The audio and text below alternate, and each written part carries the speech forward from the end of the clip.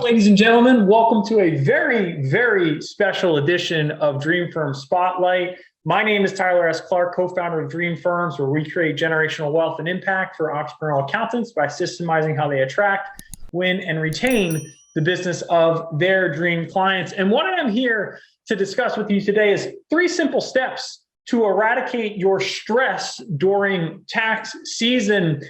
And this topic is pretty near and dear to my heart. And the reason that is the case is I was actually placed under a very, very interesting degree of stress in the last week with the birth of my first child, Hadrian Xavier Clark. So Hadrian, if you ever have a chance to watch your father's YouTube channel, you are an absolute pleasure to have. And the truth is you're not causing really any stress. But I can see how that would be the case for a lot of people when you have toddlers, when you have kids, because you've got increased demands for your time, whether it's coming from new clients, whether it's coming from old clients, whether it's coming from family members.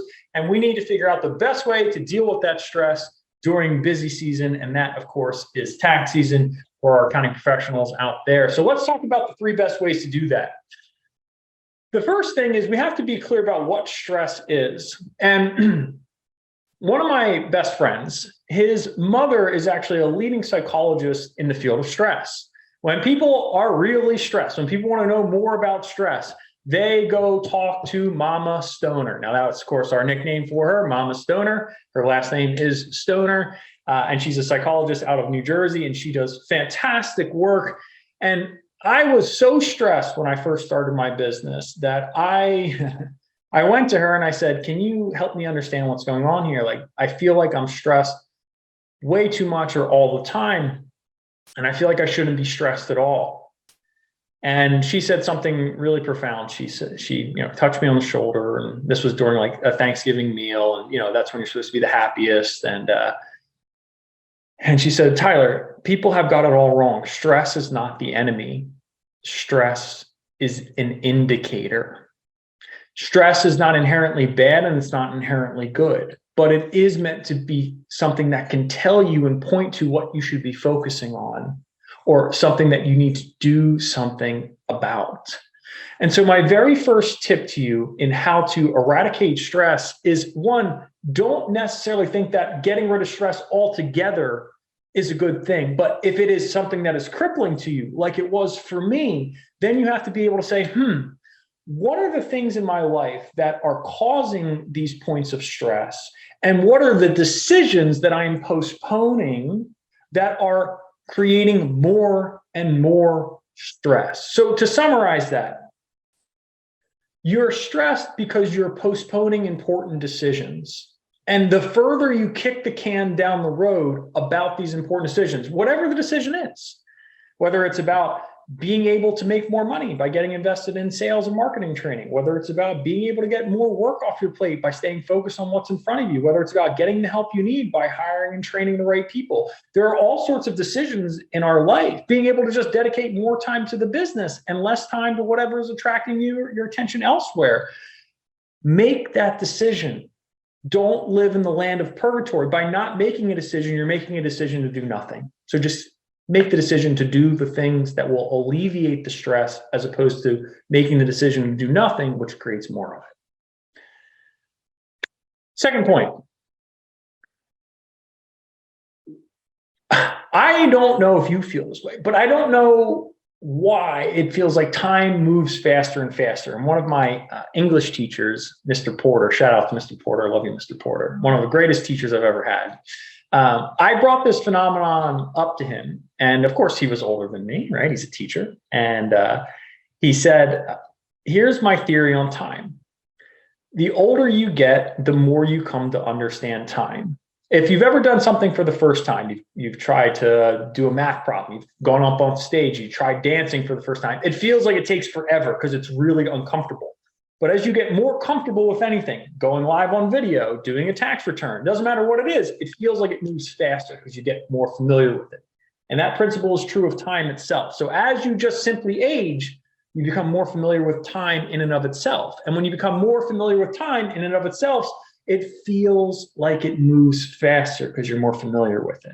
So the reason I bring this up is time is such a precious resource But yet we allow two things to happen that create more stress during our busy season. The first thing that we allow for is interruptions. And interruptions are when we allow things to impact us. This is leaving your email inbox open during the workday. Check it once, get out of there, right? Address what you need to and leave it. You don't need to be living in your inbox.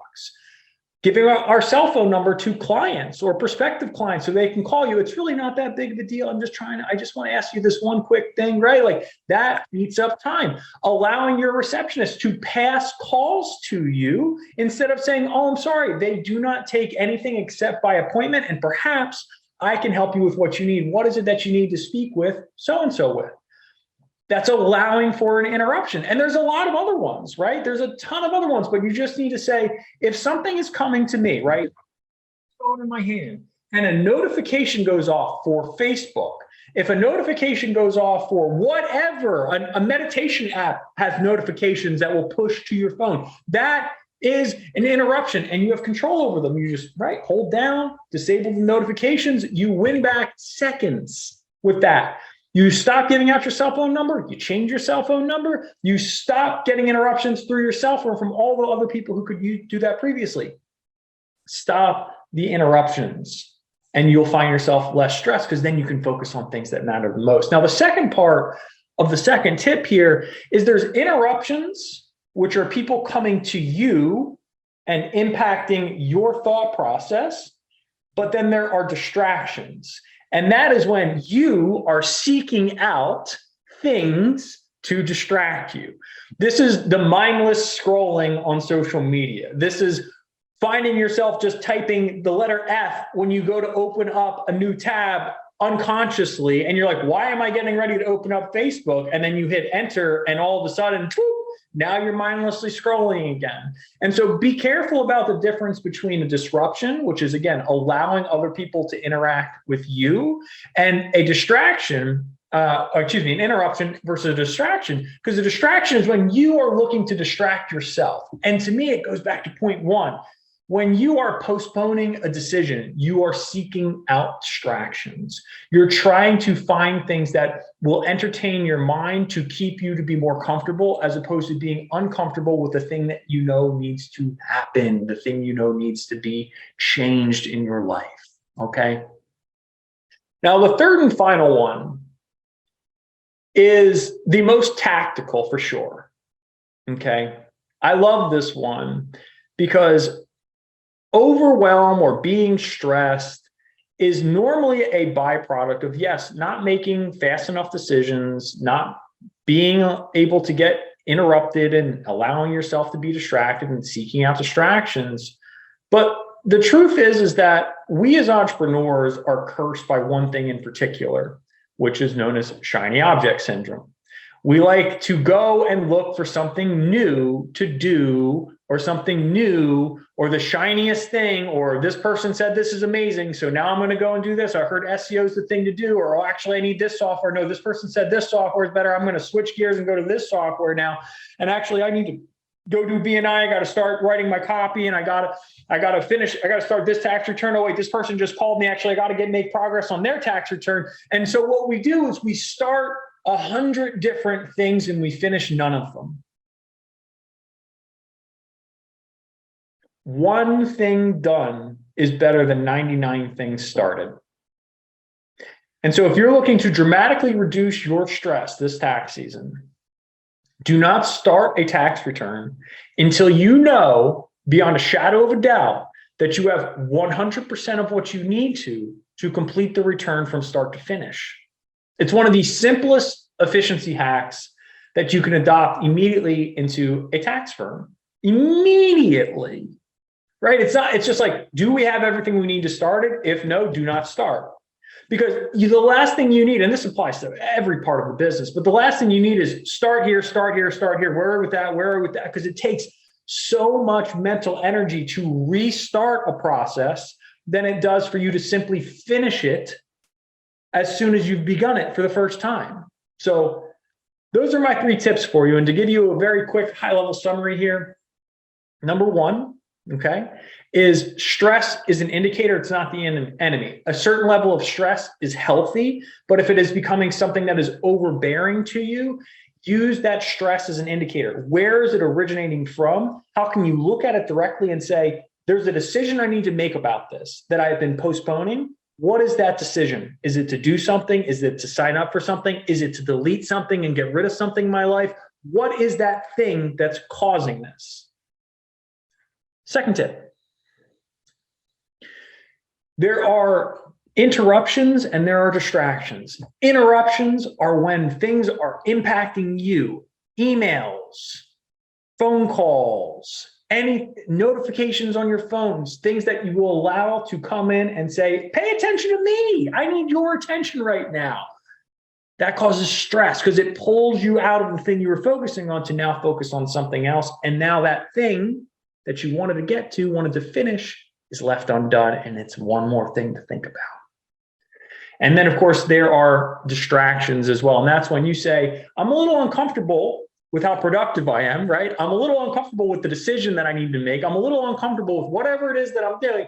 So I'm going to seek out what I'm familiar with. I'm going to seek out the scroll on social. I'm going to seek out the thing that makes me feel just nice and warm and fuzzy, but doesn't actually make a difference in my life. And the third and final tip is too many things started. When you have 100 things that you've started have a lot to think about, and you feel overwhelmed that you're not good enough, that you're not smart enough, that you're not making enough progress. And the truth is that you just started too many things, and you need to just focus on pulling or pushing one of them over the finish line and stay focused on that one thing until it's completely done, and then move to the next one. And then move to the next one, and stop starting so many things because it is creating an unbelievable amount of stress. And the only way to solve it is stop starting new things until you know for a fact the current thing you're working on is 100% done. And that is your open, excuse me. I'm a new father, right? So I'm a little slow up top right now. That is going to conclude Dream Firm Spotlight for today. And again, if you've got any tips for being a new parent and you want to drop them in the comment section down below, I'd love to read through them, and sincerely appreciate you guys checking this out, and hope that ultimately you have a very manageable stress level. You do not treat it as the enemy, you use it as an indicator, and that these 3 tips ultimately allow you to have a much more profitable and enjoyable tax season. My name is Tyler S. Clark. I love you, Adrian Xavier Clark. Thank you so much for your most precious time. Remember, you can create your dream firm, but we are here to help you every single step of the way. Have a fantastic rest of your tax season, everyone. See you.